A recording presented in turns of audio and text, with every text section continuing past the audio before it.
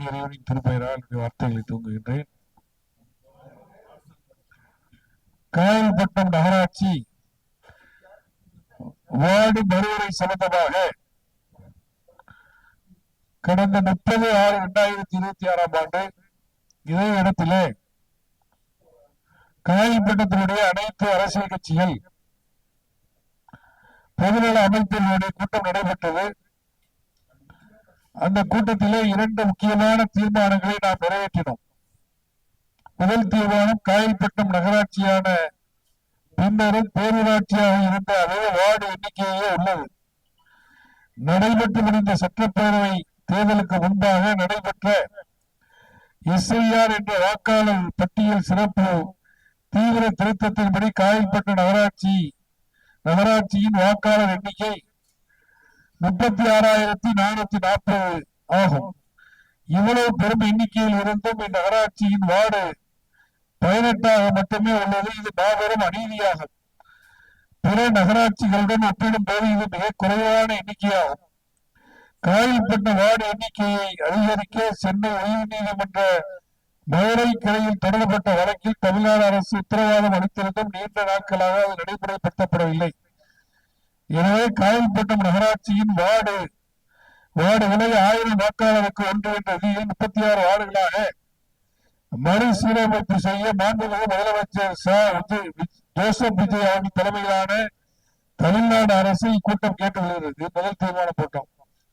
இரண்டாவது தீர்மானம், திருச்செந்தூரை மாநகராட்சி அருகில் காயல்பட்டம், ஆறுநேரி, கோசேரப்பட்டம், உடங்குடி உள்ளிட்ட பகுதிகளை இணைக்கும் ஒரு முயற்சி நடைபெற்றது பேரரட்சி அளிக்கிறது. அது அப்படி ஒரு மாநகராட்சி திட்டத்தை எந்த விதத்திலும் ஏற்பதில்லை என்றும் அப்படி ஒரு திட்டத்தை அரசு பள்ளிக்கவே கூடாது என்றும் இக்கூட்டம் வலியுறுத்துகிறது அப்படின்னு நம்ம தீர்மானத்தை போட்டு, இந்த தீர்மானத்தினுடைய நகல், அதாவது நம்ம கூட்டம் 30 போட்டோம். 2 தினங்களிலேயே முதலமைச்சர் அவர்களை சந்திக்கக்கூடிய ஒரு வாய்ப்பு ஏற்பட்டது. அப்பொழுது இந்திய யூனியன் முஸ்லீம் லீக்கினுடைய தேசிய தலைவர் முனிவர் பேராசிரியர் காதர் மஜீத் சாஹிப் அவர்களுடைய முன்னிலையிலேயே முதலமைச்சரிடத்திலே அந்த மனுவை அளித்தோம். அப்பொழுதே அங்கே மூத்த அமைச்சர்கள் புஷி ஆனந்த் அவர்களும் ஆதவ் அர்ஜுனா அவர்களும் அங்கே இருந்தார்கள். அவரிடத்திலும் அந்த தகவலை அப்படியே கொடுத்தோம். கொடுத்துவிட்டு அடுத்த கட்டமாக நாம் என்ன செய்யலாம் என்ற அடிப்படையில் 3ஆம் தேதிக்கு 30ஆம் கூட்டம் நடந்துச்சு. 3/7/2026 தமிழ்நாடு மாநில தேர்தல் ஆணையர் திருமதி ஜோதி நிர்மலாசாமி IAS அவர்களை நானும் முஸ்லீம் லீக்கினுடைய மாநில செயலாளர் காயில் மஹமூத் காக்கா, துணை செயலாளர் இப்ராஹிம் மக்கி, அதோடு நம் ஊரை சேர்ந்த AK யாசின் ஆகியோரும் சென்று சந்தித்து இந்த மனுவை அவரிடத்திலே கொடுத்துட்டு அவர்கிட்ட பல்வேறு விளக்கங்களை கேட்டோம். காயல்பட்ட வார்டு மறுவரை சம்பந்தமாக உங்களுக்கு ஏதாவது தகவல் இருக்கின்றதா? திருச்செந்தூரை மாநகராட்சி அதில் இணைக்கக்கூடிய திட்டம் இருக்கின்றதா? சென்ற திமுக ஆட்சியிலே இது சம்பந்தமாக ஏதாவது நடவடிக்கை எடுக்கப்பட்டதா என்ற கேள்விகளை எல்லாம் கேட்கும் பொழுது, மாநகராட்சியோடு இணைக்கக்கூடிய திட்டம் இல்லை. என்னிடத்தில் இந்த இருக்கிற போர்டில் எழுதி வச்சிருக்கிறேன். அதில் அப்படிப்பட்ட எந்த திட்டமும் இல்லை என்பதை மட்டும் தகவலாக சொன்னார்கள். மற்றபடி வார்டு மறுவரை சம்பந்தமாக வேற எதையாவது நடவடிக்கை எடுத்திருந்தேன்னு சொன்னா எனக்கு தகவல் வரையில. நீங்க என்ன செய்யுங்கன்னு சொன்னா, கூடுதல் தலைமைச் செயலாளராக உள்ளாட்சித்துறையினுடைய பொறுப்பில் இருக்கக்கூடிய ஜெகத்ஜீப் சிங் பேடி IAS அவர்களை சந்திங்க. நான் உங்களுடைய பெட்டிஷனை அவங்களுக்கு ஃபார்வர்ட் பண்ணி விடுறேன்.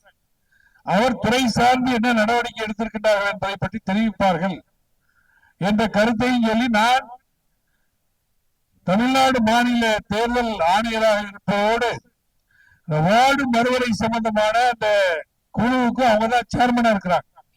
அதனால நான் என்னாலான பணிகளை நான் செய்துகின்றேன். நம்ம ஊரோடு அவர்கள் தொடர்பு கொண்டவர்கள் தூத்துக்குடியை சேர்ந்தவர்கள் என்ற காரணத்தினால ஏற்கனவே நான் 5 வருடம் MLA இருக்கும் பொழுது அவர்களோடு பல்வேறு பணிகளை கடைநல்லூர் தொகுதிகளை செய்ததன் காரணமாக அவர்களும் நம்ம ஒரு கவனம் செலுத்துவதாக நமக்கு வாக்களித்தார்கள். அதன் பிறகு 15/7/2026 இந்த கூடுதல் தலைமைச் செயலாளர் இருக்கக்கூடிய உள்ளாட்சித்துறை கவனித்து வரக்கூடிய ஜெகதீப் சிங் பேடி அவர்களை சந்தித்து அவரிடத்திலும் மனு கொடுத்தோம். அவரிடத்திலும் மனு கொடுக்கும் போது அவரும் எல்லா கருத்துக்களையும் கேட்டுக்கொண்டு நான் நகராட்சி துறையினுடைய அந்த DMA director of municipal administration Madhusudan ரெட்டிக்கு நம்ம இருக்கும்போதே அவர் போன் பண்ணார். போன் பண்ணி காயல்பட்ட சம்பந்தமாக இந்த மாதிரி ஒரு கோரிக்கையோடு அவங்க வந்திருக்கிறார்கள். எனவே அது சம்பந்தமாக நீங்க எல்லா தகவல்களையும் சேகரித்து விரைவாக எனக்கு தகவல் தாருங்கள் அப்படின்னு சொல்லிட்டு அவர் நம்ம ஊருடைய சூழ்நிலைகள் எல்லாத்தையும் கேட்டுட்டு எங்களால் என்ன செய்ய முடியுமோ அதை நான் செய்து தருகின்றேன் அப்படிங்கிறத சொல்லிட்டாங்க.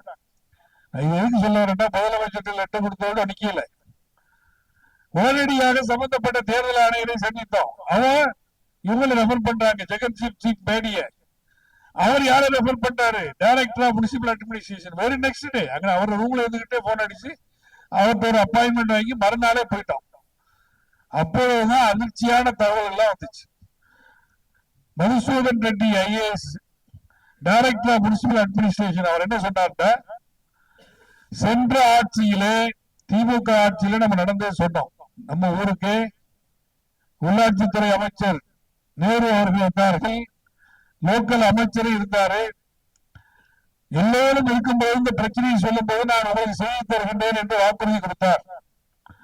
அதன் பிறகு எதையாவது நடவடிக்கை எடுத்திருக்கின்றார்களா? எங்க ஊருக்கு அப்புறம் சமீபத்துலதான் திருச்செந்தூரை நகராட்சி ஆக்கி இருக்கிறாங்க. திருச்செந்தூருடைய வாக்காளர் எண்ணிக்கையும் குறைவானது. காயல்பட்டத்தினுடைய வாக்காளர் எண்ணிக்கை 36,440 பேர் இருக்கிறோம். திருச்செந்தூர்ல 27 வார்டு இருக்குது. காயல்பட்டத்துல பேரூராட்சி மன்றமா இருக்கும்போது 18 வார்டு இருந்ததுதான் இப்படி 1980 இருந்து தொடர்ந்து இருக்கின்றது அப்படின்னு சொல்லும் போது அவர் எல்லா விஷயங்களையும் ரொம்ப தெளிவா பேசினார். சந்திச்ச அதிகாரிகளையே முழுமையான தகவல்களை தெளிவான விளக்கத்தை கொடுத்தது அவர் IAS officer Madhusudan Reddy director of municipal administration.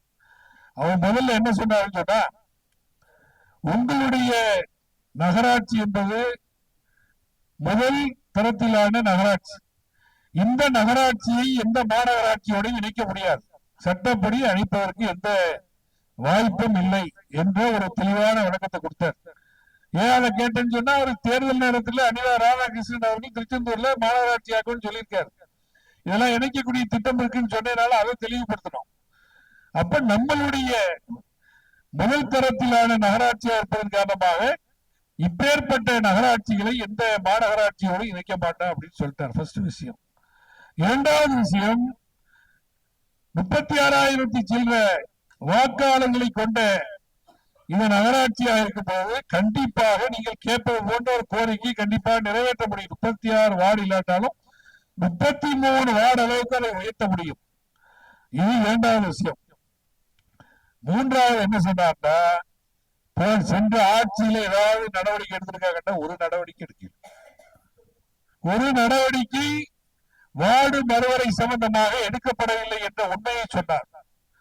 அடுத்ததாக நம்ம கேட்ட, சரிங்க கோர்ட்டுடைய ஆர்டர் இருக்கு, அதை வச்சு ஏதாவது செய்ய முடியுமா? ஐக்கிய பேரவையிலிருந்து ஒரு கோர்ட் ஆர்டர் வச்சுக்கிட்டு இருந்தாங்க இல்லையா, அவர் சொன்னாரு இது ஒரு இன்ட்ரீம் ஆர்டர், இதை வச்சு ஒன்றும் செய்ய முடியாது. ஃபைனல் ஆர்டர் என்னாச்சு? ஃபைனல் ஆர்டர் ஏன் நீங்க வேண்டியல? ஃபைனல் ஆர்டர் வாங்கியிருந்தா அன்னைக்கே அந்த வேலை நடந்திருக்கும். நீங்க ஏன் தொடர்ந்து அதை போராடல அப்படின்னு சொல்லும் போது நாம என்ன செய்யணும், அவர்கிட்ட நம்ம ஊரை கூட்டு பேசக்கூடாதுங்கிறக்காண்டி ஊரை விட்டு கொடுத்து பேச முடியாது இல்லையா? இல்லைங்க அமைச்சர்கள்லாம் வந்து வாக்குறுதி கொடுத்தாங்க, அதனால நாங்க அதுல தொடர்ந்து ஈடுபட முடியாம போச்சுங்க. சரி, இப்ப என்ன செய்யலாம் சொல்லுங்க. அவர் என்ன சொன்னார்டா, இப்ப இதுல சொன்னதுல 3 பேரும் ஒரு விஷயத்தை தெளிவா சொன்னாங்க. இப்ப மக்கள் தொகை கணக்கெடுப்பு நடந்துட்டு வருது. மத்திய அரசாங்கம் ஒரு சர்க்குலரை எல்லா மாநிலத்துக்கும் அனுப்பியிருக்கிறாங்க. மக்கள் தொகை கணக்கெடுப்பு நடப்பதன் காரணமாக டிசம்பர் 2025 டிசம்பர் 31 அப்புறம் எந்த வார்டு மறுவரையும் செய்யக்கூடாது என்ற ஒரு சர்க்குலர் அவங்க அனுப்பியிருக்கிறாங்க. அதே நேரத்தில் நாம சொன்ன இந்த மாதிரி எல்லா வாய்ப்புகளும் இருக்கக்கூடிய ஒரு சூழ்நிலை இருப்பதன் காரணமாக எங்க வார்டுகளை உயர்த்தி கொடுக்க வேண்டும் என்ற கோரிக்கை சொல்லும் போது சட்ட ரீதியாக எதை செய்ய முடியுமோ அதை செய்து தருவதாக அவங்க சொல்லியிருக்கிறாங்க. நடந்த விஷயங்கள்ல இதுதான். அதே மாதிரி நம்ம முதலமைச்சரை சந்திக்கும் போது 2 அமைச்சர்களை அதே போட்டு நம்மளுடைய ஒரு திருமண விழாவுக்கு நம்மளுடைய மாவட்டத்தினுடைய அமைச்சர் ஸ்ரீநாத் அவர்கள் வந்திருந்த வாவுசன்ஸ் மேரேஜ் அன்னைக்கு அவரை பேச வைக்க முன்னாடியே நான் மைக் எடுத்து இதை பத்தி பேசினேன். நீங்க அமைச்சரை வரவேற்று காயல்பட்டினத்தினுடைய இந்த மாதிரி ஒரு கோரிக்கை இருக்கின்றது, நீங்கள் கண்டிப்பாக செய்து கொடுக்க வேண்டும் என்று சொன்னோம். அவரும் அது சம்பந்தமாக அழுத்தம் கொடுப்பதாக சொல்லியிருக்கின்றார். அதே மாதிரி இந்த விஷயங்கள்ல நம்ம பேசிட்டு இருக்கும்போது மசூரன் ரெட்டி ஐஏஎஸ் இந்த மாதிரி விளக்கங்களை கேட்டா நேத்து அவர்கிட்ட நான் பேசினேன். முந்தா நேத்து பேசி இப்படி நான் ஊருக்கு போறேன், அனைத்து கட்சி கூட்டம் இருக்குது, என்ன சொல்லலாம் அப்படின்னு சொல்லும் போது உரிய நடவடிக்கை எடுப்பதற்குண்டான பணிகளிலே கவனம் செலுத்துவதாக சொல்லியிருக்கின்றாங்க மட்டும் சொல்லுங்க. வேற ஒன்றும் கமிட்மெண்ட் கொடுத்துறாங்க. இன்னும் ஸ்டடி பண்ணிட்டு இருக்கிற நீங்க சொன்ன பெட்டிஷனை வச்சு இந்த பெட்டிஷனோட நம்ம ஒரு தெளிவான பெட்டிஷன் எழுதியிருந்தோம். என் பேர்ல ஒரு பெட்டிஷன்ல இது வரைக்கும் அது எப்படி எப்படி நடந்திருக்குதுங்கிறத ஃபுல் டீட்டெயிலா கேட்டதுனால ஒரு 2 பக்கத்துக்கு எல்லா பாயிண்ட்ஸை போட்டு இந்த இது எப்போ பேரூராட்சியா இருந்தது, எப்போ நகராட்சியா இருந்தது, எப்போ நம்மளுடைய மக்கள் தொகை கணக்கெடுப்பு எல்லா டீட்டெயிலையும் வச்சு ஒரு ஃபுல் டீட்டெயிலா கொடுத்திருந்தோம். அதுல அவருக்கு போதுமான அளவுக்கு அந்த தகவல் இருந்தது காரணமாக அதை வைத்துக் கொண்டு நம்ம தெளிவாக ஒரு அந்த காரியங்களை எல்லாம் செய்வதற்குண்டான முயற்சியில் ஈடுபடுவதாக அவர் சொல்லியிருக்கின்றார். ஏன்னா இந்த அடிப்படையிலே அந்த தொடர் நடவடிக்கைகளிலே நாம் ஈடுபட்டிருக்கின்றோம். அதோடு நம்ம போன வாய்ப்பை பயன்படுத்தணும்னு சொல்லி நம்ம டிஎம்ஏ டைரக்டர் ஆஃப் முனிசிபல் அட்மினிஸ்ட்ரேஷன்ஸ்ல அந்த பொன்னங்குறிச்சி கூட்டு குடிநீர் திட்டம் சம்பந்தமாக மஹபூபாக்கா அதுல விவரமா இல்ல பல்வேறு கருத்துக்களை சொன்னாங்க. அவரும் அது விஷயமாக அவங்க தெளிவா பேசுவாங்க. உங்களுக்கு முழுமையான நடவடிக்கைகளில் ஈடுபடுவதாக அவர்கள் சொல்லியிருக்கின்றார்கள். இதுக்கிடையில நம்ம அவங்க தாவேக்கா சேர்ந்த தம்பி அவர் வந்துகிட்டு ஏற்கனவே நம்ம ஊர் வருவாய் மாவட்டத்தில் இருக்கக்கூடிய சில பகுதிகள் ஆறுநேரில் உள்ள பகுதிக்கு இருக்கு போல தெரியுது, அதை மாத்தி ஆறுநேரில் சேர்க்கணும் அப்படிங்கிற ஒரு பெட்டிஷனை நம்ம வருவாய்த்துறை அமைச்சராக இருக்கக்கூடிய செங்கோட்டையன் அவரிடத்திலே கொடுத்ததாக சொல்லியிருக்கிறார்கள். அது சம்பந்தமாக எனக்கு முழுமையான டீட்டெயில் எனக்கு தெரியாது. இந்த விஷயத்தை பொறுத்த வரைக்கும் வார்டு மறுவரை பொறுத்த வரைக்கும் நாம முழுமையாக எல்லாத்துலையும் கருத்து கேட்டுட்டோம். இதுதான் நடவடிக்கை, மற்ற கருத்துக்கள் எதுவுமே உண்மை கிடையாது, இதுதான் உண்மை. எல்லா அதிகாரிகள்ட்டையும் நம்ம பேசியாச்சு. தொடர்ந்து இந்த முயற்சியிலே நாம் இருப்பதாக சொல்லியிருக்கின்றோம். எனவே இந்த முயற்சியில நம்ம முழுமையாக ஈடுபடுவோம். மற்றவங்க அதை செய்யறாங்க, அந்த கூட்டம் போடுறாங்க, இந்த கூட்டம் போடுறாங்க. இப்ப இதெல்லாம் அவங்க நேரடியாக போயிருக்கணும். நான் என்ன சொல்றேன்டா, ஒரு நடவடிக்கைன்னு சொன்னாங்க வெறுமனே கலெக்டர்கிட்ட போய் பெட்டிஷன் கொடுக்கறதோட ஒண்ணு நடக்க போறது இல்லை, அமைச்சர்கிட்ட போய் லெட்டர் கொடுக்கறதோட நடக்க போறது இல்லை. தொடர்ந்து அந்த சம்பந்தப்பட்ட அதிகாரிகளை சந்தித்தால் தான் முழுமையான பிரச்சனை குறித்து தெரியும். அதனால நம்ம வந்துகிட்டு இந்த நடவடிக்கையில இந்த கூட்டுக்குழு, அனைத்து கட்சிகளுடைய கூட்டுக்குழு தொடர்ந்து நாம் ஈடுபடுவோம். அதுல எந்த பின்வாங்க போறது இல்லை. முழுமையாக நம்ம முயற்சி என்னென்ன வகைகளை செய்ய முடியுமோ அதை செய்வோம். ஏன்னா இந்த கூட்டத்தோட நான் சில விவரங்களை நான் சொல்ல கடமைப்பட்டிருக்கேன். ஏன்னா இப்ப இந்த விஷயத்துல நாம ஈடுபட்டேன்னு சொன்ன உடனே பொதுத்தளத்துல காயல்பட்டினத்தினுடைய பல்வேறு பொதுத்தளத்துல சில தகவல்களை பரிமாறிட்டு வர்றாங்க. அதற்கான விளக்கத்தை சொல்ல வேண்டிய கடமை நமக்கு இருக்கின்றது. ஏன்னா பொதுத்தளத்துல போய் நான் பதில் சொல்ல விருப்பம் இல்லை. 2006-7 எல்லா ட்ரெயினையும் பிராட் கேஜ் ஆக்கினாங்க. திருச்செந்தூர் டு திருநெல்வேலி முன்னாடி மீட்டர் கேஜா தான் இருந்துச்சு. பிராட் கேஜ் ஆக்கின போது சிறிய ஸ்டேஷன்ஸ் எல்லாம் எடுத்துட்டாங்க. வீரபாண்டிப்பட்டினம் ஸ்டேஷன் எடுத்துட்டாங்க, பல்வேறு ஸ்டேஷன்களை எடுத்துட்டாங்க. அடுத்தடுத்த ஸ்டேஷன் இருக்கக்கூடாதுங்கிறக்காண்டி அதே லிஸ்ட்ல காயல்பட்டினம் ரயில்வே ஸ்டேஷனை எடுப்பதற்காக அறிவித்து விட்டார்கள். அன்னைக்கு நல்ல புண்ணியம், மத்திய ரயில்வே இணையமைச்சராக அகமது இருந்தார், முஸ்லீம் லீகினுடைய தலைவர். சென்னையில வந்திருக்கும் போது அவர்கிட்ட சண்டை போட்டு இதுவரைக்கும் நாங்க உங்கள்கிட்ட எத்தனையோ வருஷமா பழகிறோம், ஒண்ணு நீங்க இதுவரைக்கும் நாங்க எதுவும் எங்களுக்கு கேட்கல. காயல்பட்டினத்துல இப்படி ஒரு பெரிய பிரச்சனை ஓடிட்டு நாங்க தலை காட்ட முடியாது. அதனால இந்த பிரச்சனையை நீங்க தீர்வு கொடுக்கணும். அதற்கு நீங்க கண்டிப்பாக காயல்பட்டினத்துக்கு ஒரு நாள் வரணும் அப்படின்னு சொல்லி அவர்கிட்ட டைம் வாங்கி அவர் இதுக்கிட்டே வந்தார். திருநெல்வேலிக்கு வந்தார். எங்க கேரளால இருந்து ஸ்பெஷல் ட்ரெயின்ல திருநெல்வேலிக்கு வந்தார். திருநெல்வேலி ஸ்டேஷன்ல இருந்து காயல்பட்டினம் வர்ற வரைக்கும் அவரோட வண்டியிலேயே நானும் காயல் மஹபூப் காக்கா ஏறி காயல் பட்டத்தினுடைய பெருமைகளை எல்லாம் சொல்லிட்டு வந்தேன் இருக்கா இல்லையா? இவர் தமிழ்ல சொல்ல, நான் இங்கிலீஷ்ல சொல்ல வரேன். இந்த கதைகள் எல்லாம் சொல்லிட்டு வந்து புரோட்டோகால் படி நேரம் சப்சிடிங் அக்கௌண்ட்ல தங்குறதா ப்ரோக்ராம். ஆனா நேரம் இங்க கூட்டிட்டு வராம நான் என்ன பண்ணிட்டேன், ஆர்டினரியிலேயே காயல் பண்ண ஸ்டேஷனுக்கு கூட்டு போய் அவர் அங்க சண்டை வாயுலாம் இருந்த அந்த போட்டோ கூட கரெக்டா நினைக்கிறேன். அவர் சண்டை போட்டார். சார் வாங்க சார், எங்க ஊர்ல நீங்க பெறாம அவர் அங்கேயே இறக்கி ஊருக்கு வர முன்னாடியே காயல் பண்ண ஸ்டேஷனை காட்டிட்டு வந்து இங்க வந்து ரெஸ்ட் எடுக்க வச்சு, அன்னைக்கு வாவு சேந்திரமாச்சியார் தலைவர், ஒய்சாஜியார் ஐக்கிய பேரவையினுடைய தலைவர் அன்னைக்கு தங்கி ஜலாலியால மிகப்பெரிய வரவேற்பு வச்சோம். வரவேற்பு வைக்கும் போது எல்லா ரயில்வே அதிகாரிகளும் வந்திருந்தாங்க. காயல்பட்டத்தினுடைய பெருமைகளை எல்லாம் ஆங்கிலத்தில் பேராசிரியர் காதர் மைதீன் அவர்கள் இங்க வந்து நம்ம ஊரை பத்தி இந்த மேடையில சொன்னாங்க. எல்லாம் நடந்த உண்மை. எல்லா விஷயங்களும் சொல்லி உலகம் முழுவதும் காயல்பட்டத்துக்காரங்க இருக்கிறாங்க, தொழில் பண்றாங்க, போறாங்க. ரயில் கண்டிப்பாக ரயில்வே ஸ்டேஷன் வேண்டும், அதுக்கு நீங்க செய்தே ஆக வேண்டும் அவர் சொல்லும். அதிகாரிகளை மேடைக்கு அழைச்சார். அழைச்சி அங்கேயே நம் ஊரினுடைய ஸ்டேஷன் ரயில் நிலையம் ரயில் நிற்பதற்கு 62 லட்சம் ரூபாய் அன்னைக்கு மேடையில் அறிவிச்சார். இது நடந்த உண்மை. அதன் பிறகு அந்த ஸ்டேஷன் பாதுகாக்கப்பட்டது.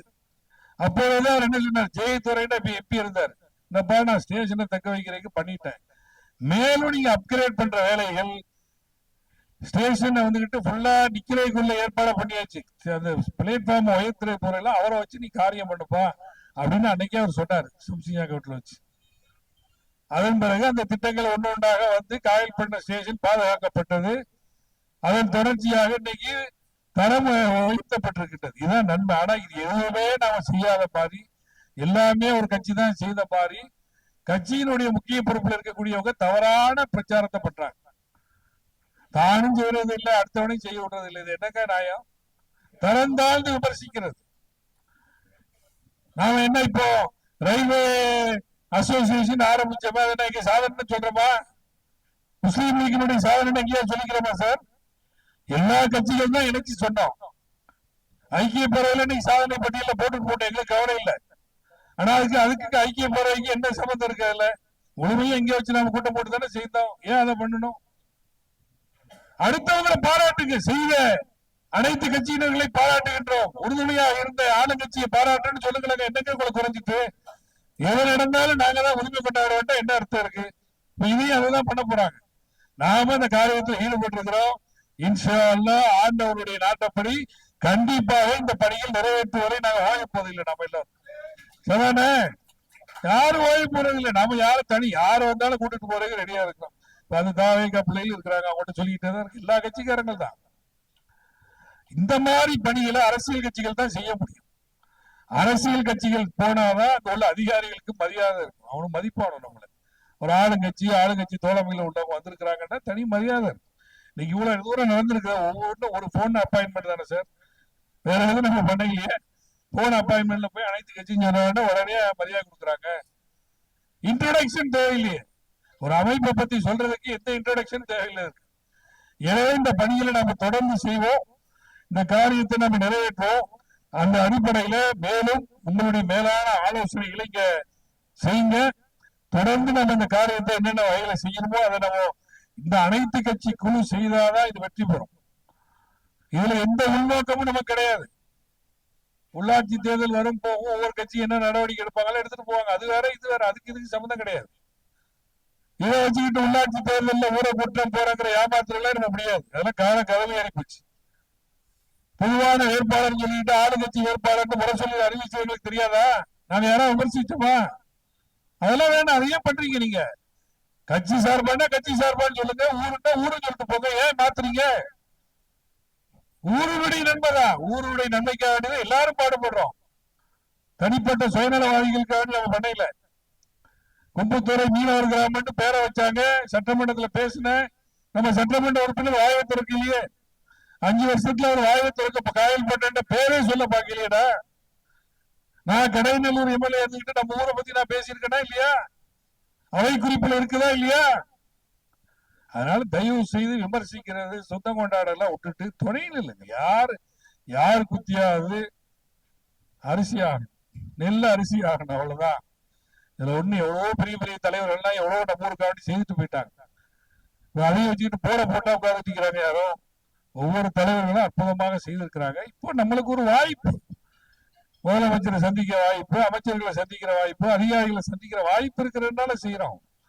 யார் வந்தாலும் அவங்களோட இணைஞ்சு நாம செய்யறோம். நம்ம எல்லாத்தையும் இங்க கேட்டுட்டு தானே செய்யறோம். தனிப்பட்ட முறையில் முஸ்லீம் லீக் தீர்மானம் இல்லையே, அனைத்து கட்சி தீர்மானமும் பண்ணிக்கிறோம். அதனால இந்த நடவடிக்கையில நம்ம தொடர்ந்து ஈடுபடுவோம். மற்றவங்களுடைய கருத்துக்களை சொல்லுங்க. பொன்னன்குறிச்சி கூட்டத்தொடர் சம்பந்தமாக நம்ம சொன்ன கருத்து என்ன, அதுக்கு அவர் என்ன பதில் சொன்னாங்கிற பத்தி இறுதியா பேசும்போது காயல் மஹபூப் காக்கா அவர்கள் உங்களிடத்திலே சொல்ல இருக்கின்றார்கள். மேலும் நாம் இந்த பணிகளை எப்படி செய்யலாம், சீராக செய்யலாம் என்பதை பற்றி உங்களுடைய மேலான கருத்துக்களை சொல்லுமாறு அன்போடு கேட்டுக்கொண்டு, சென்ற 30/6/2026 அப்புறம் இப்ப 2 மாசம் ஆயிடுச்சு. 1 மாசம் தானே, 1 மாசம் தானே ஆச்சு, 2 மாசம் மாதிரி 1 மாசத்துல நடவடிக்கை இதுதான் நடந்திருக்கு. நம்ம தொடர்ந்து நாளை சென்னைக்கு போவோம். அடுத்து நம்ம ஃபாலோ பண்ணி செய்வோம் இன்ஷா அல்லாஹ். ரொம்ப நன்றி, வாழ்த்துக்கள்.